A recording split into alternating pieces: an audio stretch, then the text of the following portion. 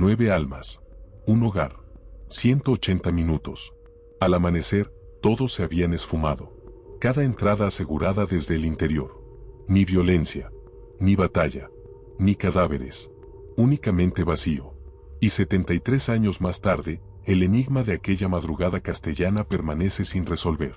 Pero descubrí expedientes que las autoridades españolas ocultaron durante generaciones. Y su contenido transformará por completo tu comprensión de esta desaparición.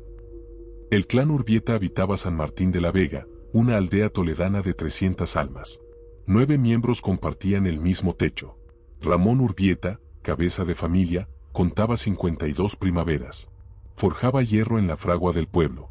Hombre respetado, reservado, preciso en sus acciones. Carmen, su compañera, rondaba los 48. Dedicada al hogar. Reconocida por el pan artesanal que comercializaba tras la liturgia dominical. 5 vástagos completaban la prole. Javier, 23 primaveras. Elena, 21. Los mellizos Miguel y Pedro, 19. La menor, Lucía, apenas 14. Los abuelos paternos cerraban el círculo familiar. Don Esteban, 74 años, y Doña Rosario, 71. Un núcleo ordinario. Una vivienda corriente. Una existencia típica en la España agraria de 1952. La residencia Urbieta era una edificación de 2 niveles sobre la vía principal. Piedra castellana auténtica. Cubierta de tejas rojizas. Jardín posterior con aljibe. Absolutamente convencional. Salvo por un detalle que los vecinos rememorarían posteriormente. La construcción se había levantado en 1887 sobre vestigios de una antigua hostería. Una hostería clausurada súbitamente 6 décadas atrás por motivos que nadie recordaba con exactitud. Marzo de 1952. El invierno retrocedía ante la primavera. Los almendros florecían en los campos circundantes. La existencia en San Martín de la Vega transcurría con la parsimonia característica de las poblaciones reducidas. Hasta la madrugada del 17 de marzo. Aquella tarde, Carmen Urbieta adquirió pan en la tahona del pueblo, como diariamente. Don Julián, el taonero, la recuerda con nitidez. Actuaba con normalidad, testificaría posteriormente ante la Guardia Civil. Conversamos sobre el clima. Mencionó que prepararía cordero para la cena. Esperaban compañía. Compañía. Los Urbieta habían convocado al matrimonio Castellanos, residentes de la vivienda contigua, para compartir la velada.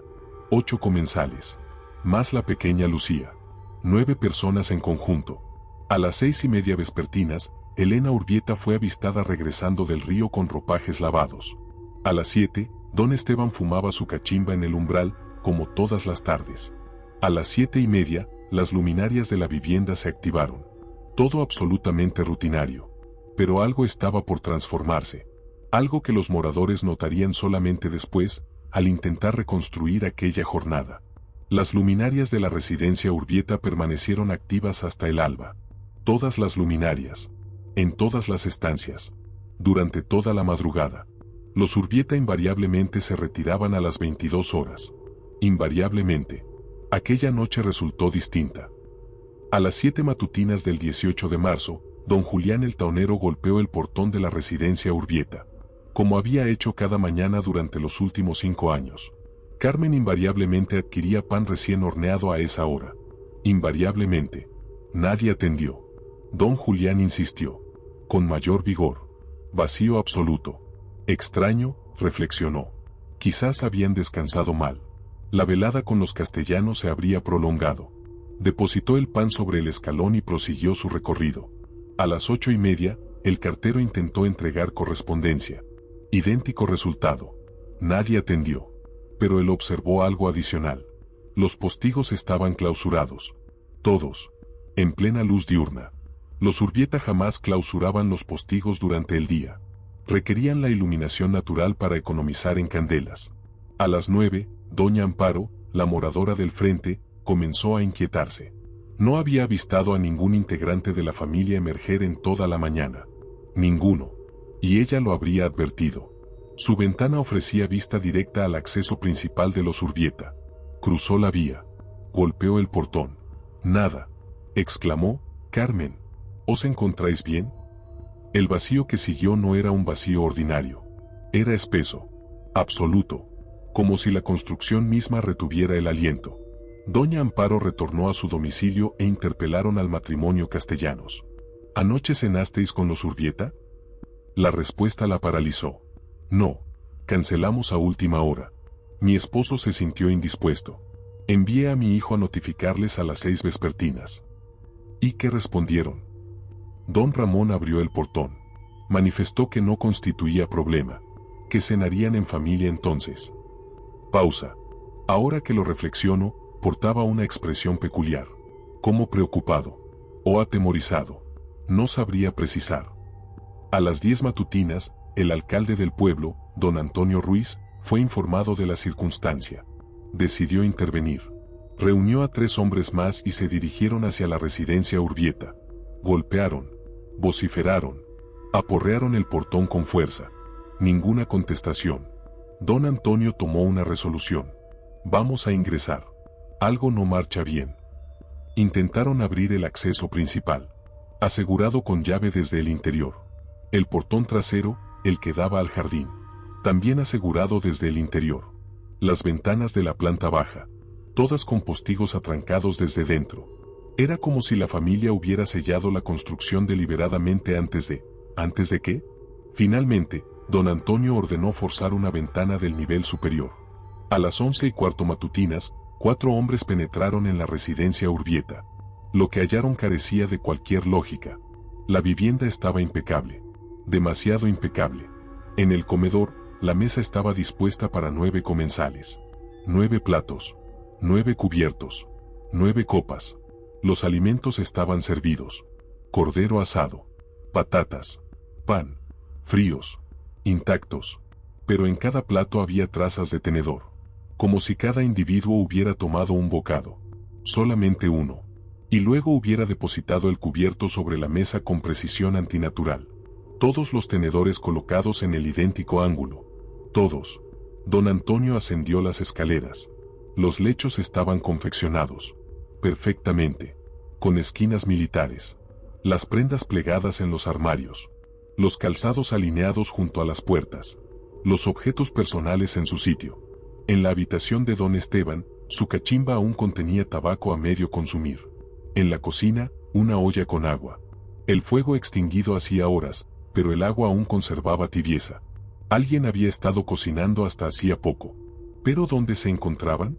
Inspeccionaron el sótano. Vacío. El desván. Vacío. El jardín trasero. El aljibe. Nada. 9 individuos no pueden esfumarse de una vivienda atrancada desde dentro. Es físicamente imposible. Sin embargo, habían desaparecido. Don Antonio descubrió algo adicional en la cocina. Un cuaderno. El diario doméstico de Carmen. La última anotación estaba fechada el 17 de marzo. Ese mismo día. Decía: hoy compartimos la cena en familia. Los Castellanos cancelaron. Mejor así. Ramón menciona que percibió algo anoche en el sótano. Rumores. Como arañazos. Descendió a revisar pero no halló nada. Yo también los percibí. Todos los percibimos. Ramón afirma que son las cañerías antiguas.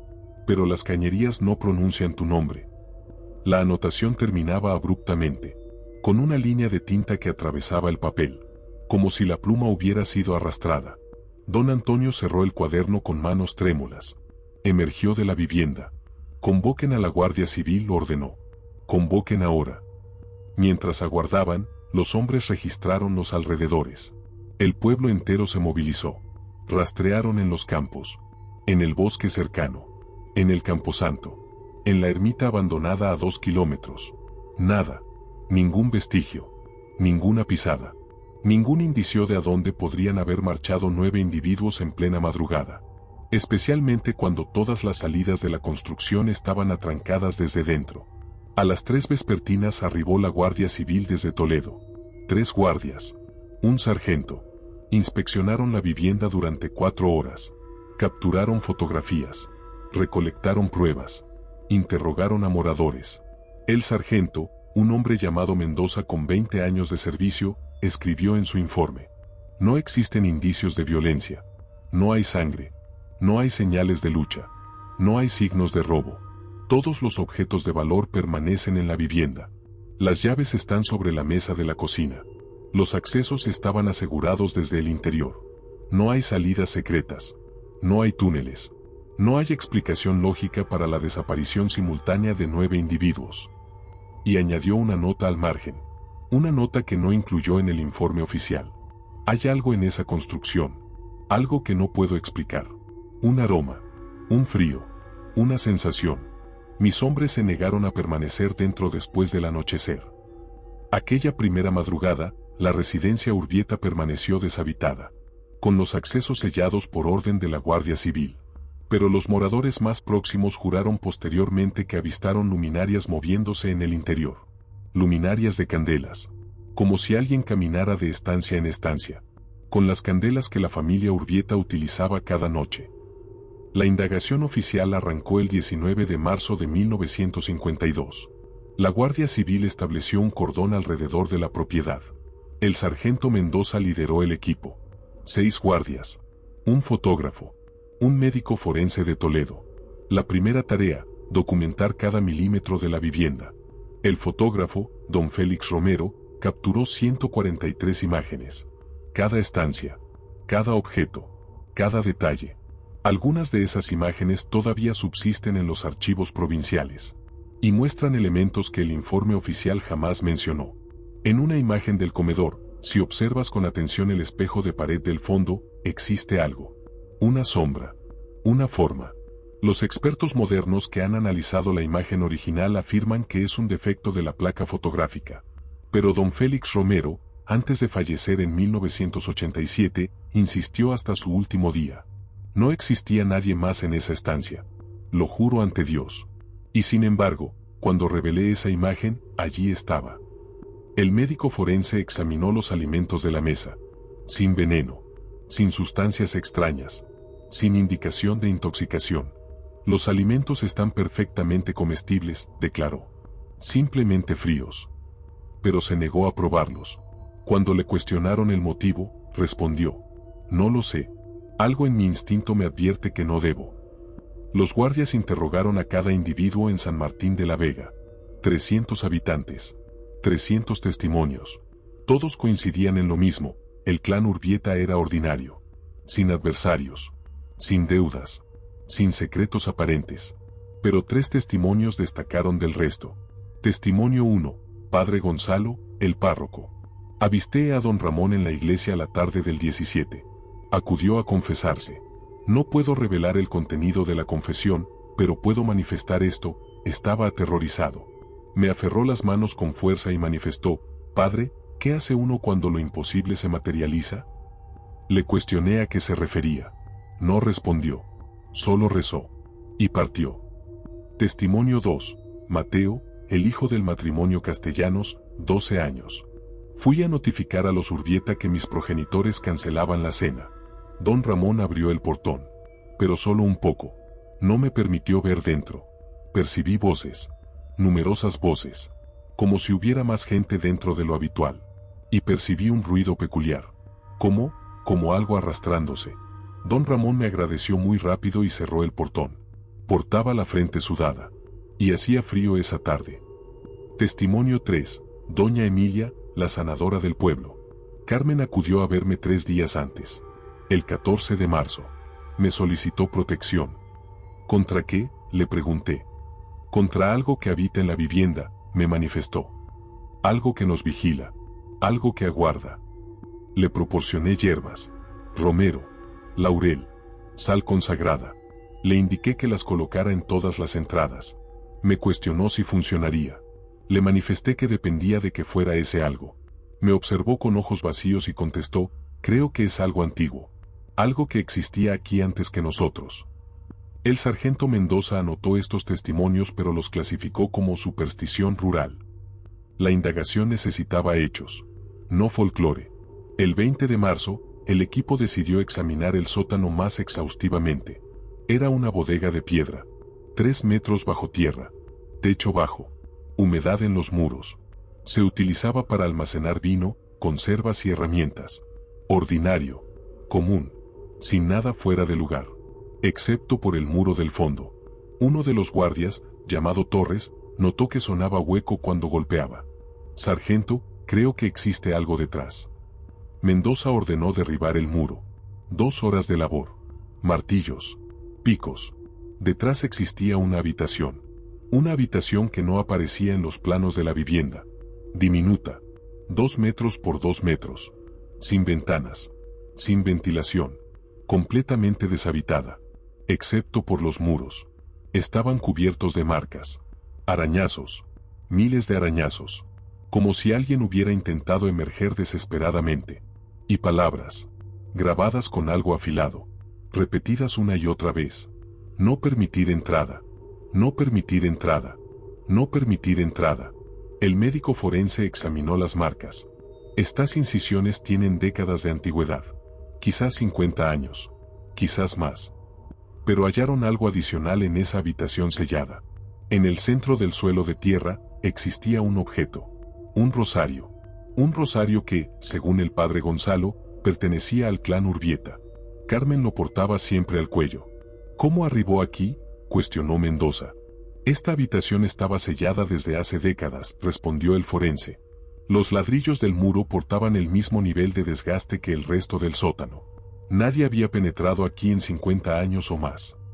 Entonces, ¿cómo diablos arribó este rosario aquí? Nadie portaba respuesta. El 21 de marzo, la Guardia Civil expandió la búsqueda. Rastrearon un radio de 20 kilómetros alrededor de San Martín de la Vega. Utilizaron canes. Revisaron cada camino, cada granja, cada edificación abandonada. Los ríos fueron dragados. Los aljibes fueron inspeccionados. Las cuevas de la región fueron exploradas. Nada. Ni un vestigio. Ni una prenda. Ni una pisada. Ni un indicio. 9 individuos no pueden volatilizarse. Pero el clan Urbieta lo había hecho. El 23 de marzo arribó un inspector de Madrid. Inspector jefe Alberto Ruiz. Especialista en casos complejos. Revisó toda la evidencia. Reentrevistó a testigos clave. Examinó la vivienda personalmente. Su conclusión oficial, presentada el 28 de marzo. El clan Urbieta abandonó voluntariamente su domicilio por razones desconocidas. Posiblemente huyendo de algo o alguien. Se recomienda continuar búsqueda a nivel nacional y alertar a autoridades fronterizas. Pero su conclusión no oficial, compartida solo con el sargento Mendoza en privado. Algo ocurrió en esa construcción. Algo que no comprendo. He indagado 62 casos en mi carrera. Asesinatos. Secuestros. Desapariciones. Siempre existe una explicación. Siempre existe una lógica. Pero esto desafía todo lo que conozco. Hizo una pausa. Y existe algo adicional. Cuando estuve en el sótano, en esa habitación sellada, percibí algo. Como si alguien me vigilara. Como si algo aguardara. No sé cómo explicarlo sin sonar como un demente. Pero ese lugar no está deshabitado. Existe algo allí. Algo que quizás el clan Urbieta liberó. O algo que los liberó a ellos. El inspector Ruiz retornó a Madrid al día siguiente. Jamás volvió a San Martín de la Vega. Y jamás más aceptó casos que involucraran desapariciones inexplicables. La indagación oficial continuó hasta mayo de 1952. Luego fue archivada. Caso sin resolver por carencia de evidencias. Pero los archivos contienen un detalle final que jamás se hizo público. El 30 de abril, un guarda forestal halló algo en el bosque, a 8 kilómetros de San Martín. Una cruz de madera, clavada en el suelo, con 9 nombres grabados. Ramón, Carmen, Javier, Elena, Miguel, Pedro, Lucía, Esteban, Rosario. Y una fecha, 17 de marzo de 1952. Debajo, una frase. Intentaron emerger, pero la construcción no los permitió. El análisis caligráfico determinó que la escritura pertenecía a don Ramón Urbieta. La cruz había sido colocada allí la misma madrugada de la desaparición, antes de que la familia retornara a la vivienda por última vez. Como si Ramón conociera lo que iba a ocurrir. Como si hubiera dejado su propia lápida antes de desaparecer. 3 meses después de la desaparición, un historiador local llamado don Vicente Álvarez decidió indagar por su cuenta. No era policía. No era detective. Era simplemente un hombre de 64 años que había existido toda su vida en Toledo y conocía cada leyenda, cada relato, cada rincón oscuro de la provincia. Y algo en el caso Urbieta no encajaba. Un clan entero no se esfuma sin motivo, le manifestó al sargento Mendoza. Y una construcción no se atranca desde dentro por casualidad. Existe algo en la historia de esa propiedad. Algo que nadie ha indagado. Mendoza, agotado y frustrado por meses de callejones sin salida, le otorgó permiso. Haga lo que desee. Ya no poseemos nada que perder. Don Vicente comenzó en el Archivo Municipal de San Martín de la Vega. Registros de propiedad. Documentos notariales. Actas de nacimiento y defunción. Tardó 2 semanas en hallar algo. La residencia Urbieta había sido construida en 1887, como ya se conocía. Pero antes de eso, en el mismo terreno, había existido una posada desde 1792. La Posada del Camino Real. Un lugar de paso para viajeros que transitaban entre Toledo y Madrid. Durante 95 años funcionó sin incidentes. Hasta 1887. Ese año, la posada clausuró abruptamente. De la noche a la mañana. El propietario, un hombre llamado Sebastián Ortega, vendió el terreno por una fracción de su valor y huyó de la región. Jamás se supo a dónde marchó. Don Vicente halló un detalle más inquietante. En los 3 meses anteriores al cierre de la posada, 12 huéspedes habían desaparecido. 12 individuos que se registraron para pernoctar. Y que jamás fueron avistados de nuevo. Las autoridades de la época indagaron, pero no hallaron nada sospechoso. Sebastián Ortega fue interrogado repetidamente. Su respuesta era siempre la misma: partieron durante la madrugada. No sé a dónde marcharon. No existía evidencia de crimen. No existían cadáveres. No existía sangre. Así que el caso fue archivado. Pero don Vicente halló algo adicional. Un documento del Archivo Diocesano de Toledo. Una carta fechada el 15 de agosto de 1887. Escrita por el padre Eugenio Sanz, párroco de San Martín de la Vega en esa época. La carta estaba dirigida al obispo de Toledo. Y lo que manifestaba era perturbador. Excelencia. Escribo con urgencia sobre la situación de la posada del Camino Real. Durante los últimos meses, he recibido confesiones de testigos que afirman haber avistado cosas en ese lugar. Cosas que no puedo explicar dentro de los límites de la razón. Viajeros que penetran y jamás emergen. Luminarias que se desplazan en habitaciones deshabitadas. Voces que pronuncian nombres en plena madrugada. Y algo adicional. Algo que el posadero, don Sebastián, me confesó en secreto.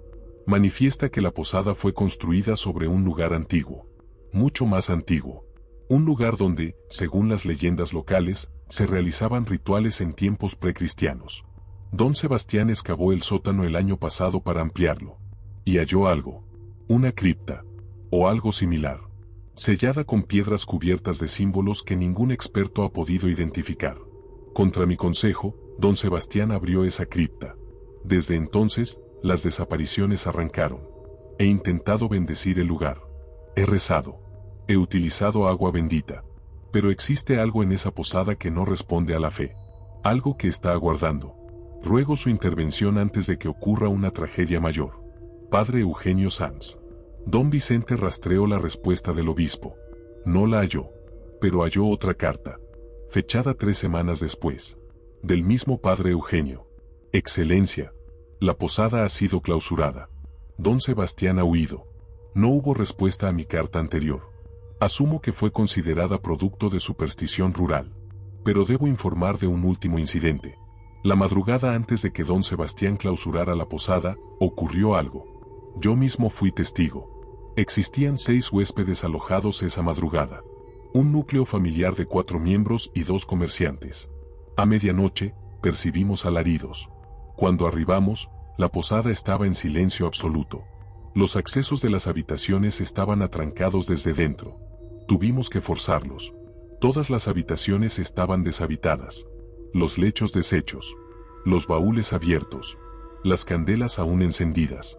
Pero ningún vestigio de los huéspedes. En el sótano, la cripta que don Sebastián había abierto estaba diferente. No sabría cómo explicarlo. Como si algo hubiera emergido. O como si algo hubiera penetrado. Don Sebastián gritó: no debí abrirla. Me advirtieron y no escuché. Al día siguiente, clausuró la posada y desapareció. He ordenado que el lugar sea demolido y bendecido. Pero temo que sea demasiado tarde. Temo que lo que sea que existía en esa cripta ya no está contenido. Padre Eugenio Sanz. Don Vicente llevó estos documentos al sargento Mendoza. ¿Comprende lo que significa?, cuestionó el historiador. La residencia Urbieta fue construida sobre los vestigios de esa posada, sobre el mismo sótano, sobre la misma cripta. Mendoza permaneció en silencio durante un largo minuto.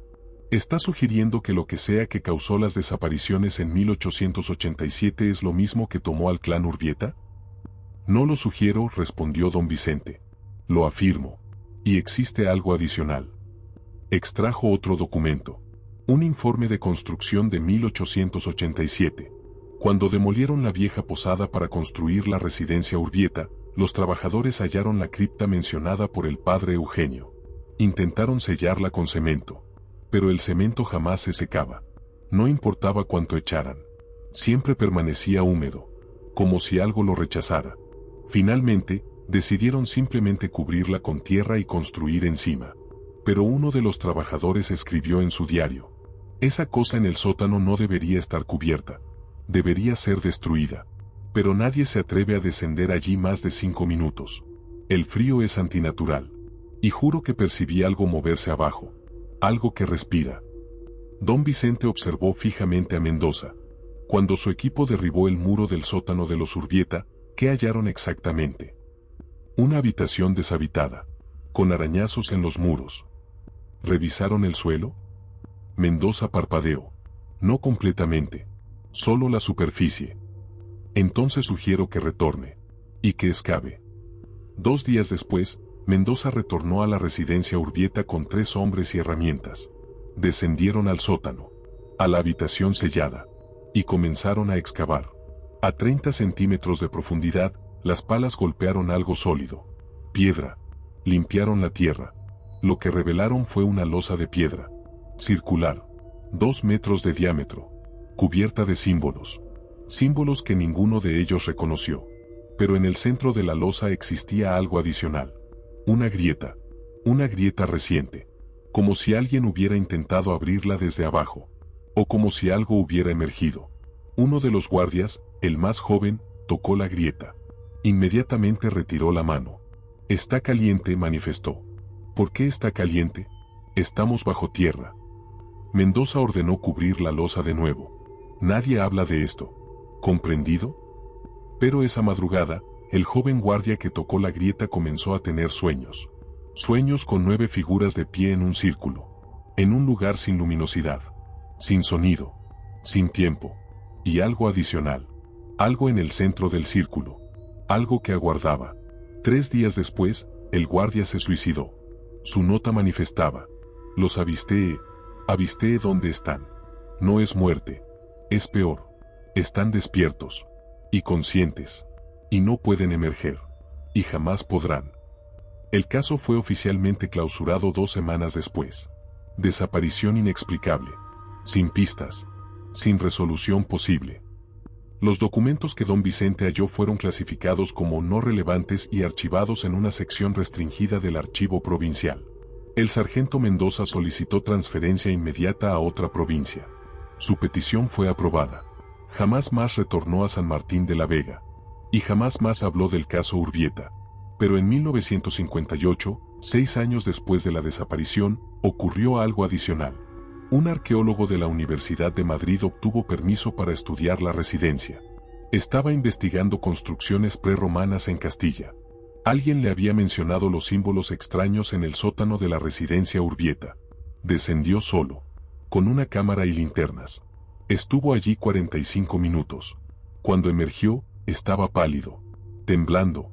No manifestó nada. Solo solicitó que lo llevaran de regreso a Madrid. Una semana después, envió un informe a las autoridades. El informe jamás fue publicado. Pero alguien filtró fragmentos años después. Manifestaba: los símbolos en la losa no pertenecen a ninguna cultura conocida. No son celtas. No son romanos. No son visigodos. Son anteriores. Mucho anteriores. He consultado con colegas especialistas en escritura antigua. Nadie los reconoce. Pero existe un consenso perturbador. Todos coinciden en que los símbolos parecen ser algún tipo de advertencia. O sello. Un sello diseñado para mantener algo contenido. Un sello que fue fracturado. San Martín de la Vega jamás volvió a ser el mismo pueblo después de marzo de 1952.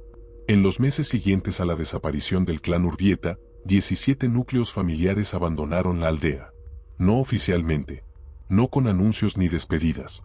Simplemente partieron durante la madrugada. Como si algo les hubiera advertido que se marcharan. La residencia Urbieta permaneció deshabitada. El alcalde ordenó sellar todos los accesos con tablones y candados. Nadie debía penetrar. Pero las personas continúan siendo curiosas. Especialmente cuando se les prohíbe algo. En octubre de 1953, 2 adolescentes del pueblo decidieron penetrar en la construcción. Era una apuesta. Una prueba de valentía. Forzaron una ventana trasera al anochecer. Penetraron con linternas y cigarrillos robados. Estuvieron dentro menos de 10 minutos. Cuando emergieron, uno de ellos, Tomás, estaba llorando. El otro, Rafael, no volvió a hablar durante 3 jornadas. Cuando finalmente habló, solo manifestó: existe alguien en el sótano. Y nos pronunció por nuestros nombres. En 1955, un investigador paranormal de Madrid obtuvo permiso oficial para pernoctar una madrugada en la construcción. Su nombre era Dr. Emilio Vargas. Había publicado 2 libros sobre fenómenos inexplicables. Arribó con equipos de grabación de audio, cámaras, termómetros y diversos instrumentos de medición. Penetró a las 8 vespertinas del 23 de noviembre. Planeaba permanecer hasta el alba. A las 9:42 minutos, emergió corriendo. Abandonó todo su equipo dentro. Se negó rotundamente a retornar, ni siquiera durante el día. No existe nada científico en esa construcción, manifestó a las autoridades. Y no voy a permanecer para descubrir qué es. Cuando le cuestionaron qué había avistado, se negó a contestar. Solo manifestó: no avisté nada. Pero percibí todo. 2 años después, el doctor Vargas se suicidó en su apartamento de Madrid. Dejó una nota de 3 páginas. La mayor parte estaba repleta de símbolos.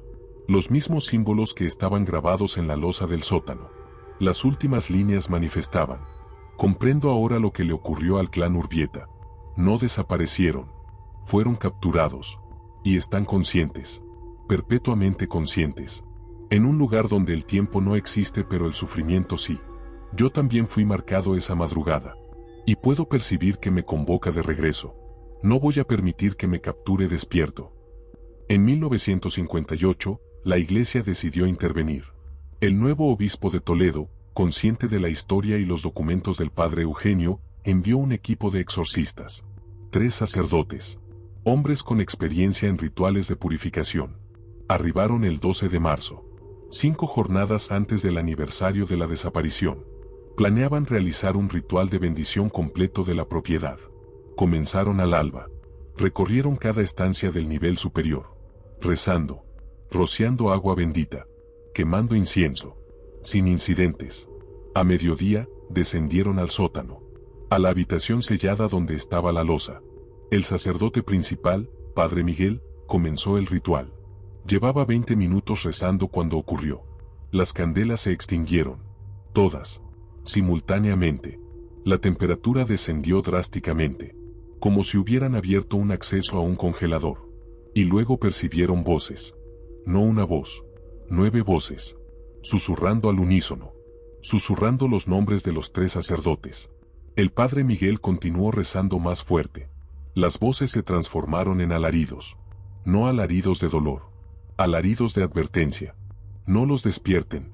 No los despierten. No los despierten. Uno de los sacerdotes más jóvenes corrió hacia las escaleras. El Padre Miguel y el otro sacerdote permanecieron. Completaron el ritual. Cuando finalizaron, el silencio retornó. La temperatura se normalizó. Las candelas, inexplicablemente, se reencendieron solas. Ascendieron del sótano. El Padre Miguel escribió en su informe oficial: la construcción ha sido bendecida según los protocolos establecidos. Sin embargo, debo señalar que lo que habita en esa propiedad no es de naturaleza demoníaca tradicional. Es algo más antiguo. Algo que existía antes de nuestra fe. Y algo que nuestros rituales apenas pueden contener, no eliminar. Recomendó que la construcción fuera demolida completamente. Su recomendación fue ignorada. Los años transcurrieron. La residencia Urbieta se transformó en leyenda local. Cada pocos años, alguien intentaba penetrar. Cada vez, emergían con relatos similares. Voces, frío, sensación de ser vigilado, pronunciados por su nombre. En 1963, el ayuntamiento decidió finalmente demoler la construcción. Contrataron una empresa de demolición de Toledo. Los trabajadores arribaron un lunes de septiembre. Comenzaron con el nivel superior. Todo marchaba según lo planeado. Hasta que arribaron al sótano. El capataz, un hombre experimentado llamado Esteban Díaz, descendió a evaluar la estructura. Estuvo abajo 5 minutos. Cuando ascendió, portaba una expresión que sus trabajadores jamás habían avistado antes. No vamos a tocar el sótano, manifestó. Pero está en el contrato, protestó su asistente. Me importa un carajo el contrato. No vamos a tocar el sótano. ¿Por qué? Esteban observó hacia la entrada del sótano. Porque existe algo allí abajo que no desea ser liberado. Y yo no voy a ser el idiota que lo libere. La empresa rompió el contrato. Abonaron la penalización. Partieron de la aldea ese mismo día. El ayuntamiento contrató otra empresa. Mismos resultados.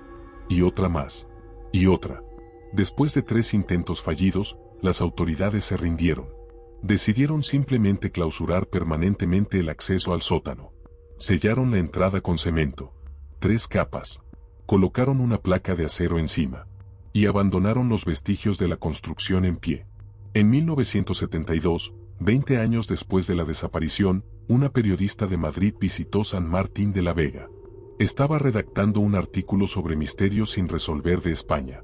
Entrevistó a los habitantes más ancianos, los que todavía recordaban al clan Urbieta. Doña Amparo, la moradora del frente, contaba entonces 83 años. Le relató a la periodista algo que jamás había compartido con las autoridades. La madrugada del 17 de marzo, manifestó doña Amparo, no pude descansar. Portaba una sensación extraña, como un presentimiento. Me asomé a la ventana. Eran las 3:15 de la madrugada. Avisté luminosidad en todas las ventanas de la residencia Urbieta. Y avisté sombras moviéndose. Pero no se movían como individuos normales. Se movían hacia abajo, como si estuvieran siendo arrastradas. Y percibí algo. Un sonido que heló mi sangre. No era un alarido. Era algo peor. Era el sonido de alguien intentando gritar pero sin poder hacerlo. 9 individuos intentando gritar al mismo tiempo. Y luego, silencio. Las luminarias permanecieron activas, pero las sombras desaparecieron. No manifesté nada a la policía porque reflexioné que me tomarían por demente. Pero lo avisté. Dios sabe que lo avisté. Y conozco exactamente cuándo se los capturaron. 3:15 de la madrugada. La misma hora en que fueron capturados los huéspedes de la vieja posada en 1887. La periodista publicó su artículo en abril de 1973. Causó un breve interés mediático. Algunos curiosos visitaron la aldea. Pero el relato se desvaneció rápidamente. España portaba problemas más urgentes en esa época. Un clan desaparecido en una aldea pequeña no constituía prioridad nacional. El caso Urbieta fue olvidado. Excepto por los individuos de San Martín de la Vega. Ellos jamás olvidaron. Y jamás perdonaron a las autoridades por ignorar las advertencias. En 1987, 35 años después de la desaparición, un último intento fue realizado. Un equipo de antropólogos de la Universidad Complutense de Madrid deseaba estudiar el sitio. Habían leído sobre los símbolos de la losa, sobre la cripta antigua. Contemplaban una oportunidad para descubrimiento arqueológico importante. Solicitaron permiso. Fue concedido. Arribaron en marzo. Por supuesto, 3 investigadores, 2 hombres y una mujer. Planeaban permanecer una semana completa. Duraron 3 jornadas. No por temor, no por fenómenos paranormales, sino porque uno de ellos, el líder del equipo, desapareció. Penetró al sótano la tarde de la tercera jornada. Solo, contra las protestas de sus colegas. Voy a fotografiar la losa, manifestó. Retornaré en 20 minutos. Transcurrieron 20 minutos. 30. Una hora. Sus colegas descendieron a rastrearlo. La linterna estaba en el suelo. Encendida. La cámara estaba junto a ella. Con el rollo de película expuesto intencionalmente. Pero ningún vestigio del investigador. Convocaron a la policía. Búsqueda intensiva durante 2 jornadas. Nada. El investigador jamás fue hallado. Sus colegas abandonaron el sitio inmediatamente, y el caso Urbieta reclamó su 10ª víctima. Hoy, en 2025, la residencia Urbieta continúa en pie. 73 años después de aquella madrugada de marzo. 73 años de mutismo. De interrogantes sin contestación. De enigma que se niega a fenecer. Los vestigios de la estructura todavía se alzan en la vía principal de San Martín de la Vega. Los muros exteriores permanecen, aunque cubiertos de enredaderas y erosionados por el tiempo. El tejado colapsó parcialmente en los años 90. Las ventanas son oquedades vacías que contemplan como cuencas de calavera. Pero el sótano permanece intacto. Sellado. Clausurado. Prohibido. El ayuntamiento ha intentado demoler la estructura en 6 ocasiones diferentes. 2003, 2007, 2011, 2015, 2019, 2023. En cada intento, los trabajadores se negaron a continuar después de la primera jornada. Los motivos varían, pero el patrón es siempre el mismo. Algo no marcha bien allí. Se perciben cosas. La temperatura desciende sin motivo. Nadie desea permanecer después del ocaso. En 2016, un equipo de televisión de un programa de fenómenos paranormales obtuvo permiso para filmar en la propiedad. Duraron 40 minutos. El metraje jamás fue transmitido. Cuando se les cuestionó el motivo, el productor simplemente respondió: algunas cosas es mejor no exhibirlas al público. Pero fragmentos del video fueron filtrados en línea años después. Muestran al equipo penetrando en la estructura durante el día. Todo parece ordinario al principio, hasta que intentan aproximarse al sótano. Los equipos de grabación comienzan a fallar. Las cámaras se apagan solas. Las baterías se drenan en segundos. Y en los últimos segundos de metraje, antes de que todo se torne negro, se percibe claramente una voz. Una voz que susurra: 3:15. En 2020, durante el confinamiento por la pandemia, algo peculiar ocurrió. Con la aldea prácticamente deshabitada, varios residentes reportaron luminarias en la residencia Urbieta. Luminarias que se desplazaban de ventana en ventana durante la madrugada. La policía lo indagó. Reflexionaron que eran intrusos aprovechando el confinamiento. Pero cuando revisaron la propiedad, no hallaron evidencia de entrada forzada. No hallaron pisadas. No hallaron basura o señales de ocupación. Nada. Sin embargo, las luminarias continuaron apareciendo durante 3 semanas. Siempre a la misma hora. 3:15 de la madrugada. Los investigadores modernos que han estudiado el caso Urbieta aportan teorías. Algunos contemplan que fue un crimen perfectamente ejecutado. Un asesinato múltiple donde los cadáveres fueron ocultados tan bien que jamás se hallaron. Otros hablan de fuga colectiva. Quizás la familia portaba deudas, adversarios, razones para desaparecer voluntariamente. Algunos sugieren intoxicación por monóxido de carbono que causó alucinaciones masivas y comportamiento errático, conduciendo a la familia a emerger durante la madrugada y extraviarse en el campo. Pero ninguna de estas teorías explica los hechos completamente. No explican los accesos atrancados desde dentro. No explican el rosario en la habitación sellada. No explican la cruz en el bosque con los 9 nombres. No explican por qué cada individuo que penetra en ese sótano percibe lo mismo. Terror inexplicable. Frío antinatural. Voces que pronuncian su nombre. En 2022, un grupo de investigación forense moderna solicitó permiso para examinar la propiedad con tecnología actual. Escáneres de penetración terrestre. Cámaras térmicas. Análisis de ADN de cualquier material biológico restante. Argumentaron que, con la tecnología de 2022, podrían finalmente resolver el enigma. El ayuntamiento consideró la solicitud durante 3 meses. Finalmente, fue denegada. Sin explicación oficial. Pero un miembro del Consejo Municipal, hablando de manera anónima, manifestó: existen cosas en esta aldea que es mejor abandonar sin tocar. El clan Urbieta está en paz donde quiera que estén. Remover ese sótano no los traerá de regreso. Solo despertará algo que debería permanecer dormido. Los archivos oficiales del caso permanecen clasificados. No por razones de seguridad nacional. No por proteger a testigos o familiares. Simplemente porque nadie conoce qué hacer con ellos. Documentos que describen imposibilidades. Testimonios que desafían la lógica. Evidencia que no conduce a ninguna conclusión razonable. En 2024, 72 años después de la desaparición, doña Emilia falleció. Era la última persona viva que había conocido personalmente al clan Urbieta. Contaba 104 años. En su lecho de muerte, rodeada de familiares, manifestó algo que nadie esperaba. Carmen acudió a verme anoche. Abuela, manifestó su nieta, Carmen Urbieta falleció hace 70 años. Lo conozco, respondió doña Emilia. Pero acudió de todos modos. Me manifestó que me prepare. Que pronto comprenderé lo que les ocurrió. Que todos lo comprenderemos cuando sea nuestra hora. ¿Qué más manifestó? Manifestó que no están fenecidos. Que están, aguardando. Que el lugar donde están existe fuera del tiempo. Y que algún día, cuando el sello finalmente se fracture completamente, todos conoceremos lo que existe debajo. Fueron sus últimas palabras. Hoy, si visitas San Martín de la Vega, hallarás que la mayoría de los habitantes se niega a hablar del caso. No por carencia de memoria. No por vergüenza o superstición. Sino por algo más profundo. Temor. Un temor que ha sido transmitido de generación en generación. El temor de que hablar demasiado sobre el clan Urbieta podría convocar la atención de aquello que se los capturó. Los turistas ocasionales que visitan la aldea cuestionando por la construcción son educadamente dirigidos hacia otros lugares de interés. La iglesia del siglo XV es hermosa. El puente romano merece la pena. Las ruinas del castillo ofrecen vistas increíbles. Pero jamás, sí, la residencia Urbieta está al final de esta vía.